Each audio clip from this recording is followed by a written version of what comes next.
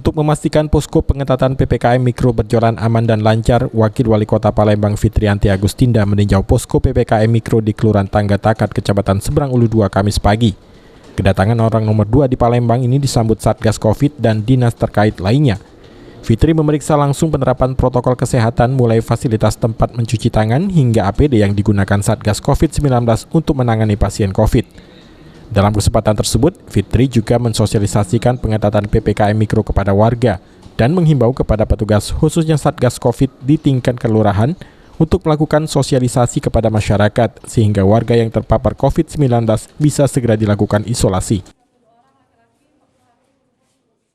Posko PPKM yang memang ada di setiap kecamatan dan juga setiap kelurahan, jadi di 18 kecamatan dan 107 kelurahan telah berdiri posko-posko PPKM.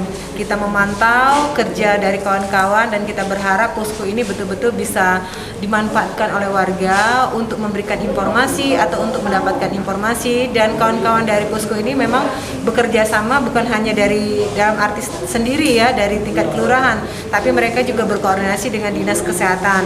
Jadi nantinya dari mulai RT, RW maupun dari tingkat kelurahan dan juga warga masyarakat maupun dari puskesmas itu berkoordinasi untuk memutus mata rantai dengan melaksanakan langkah-langkah yang memang mereka sudah tahu.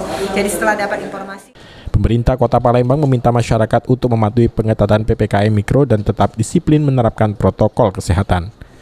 Abidin Riwanto, PAL TV.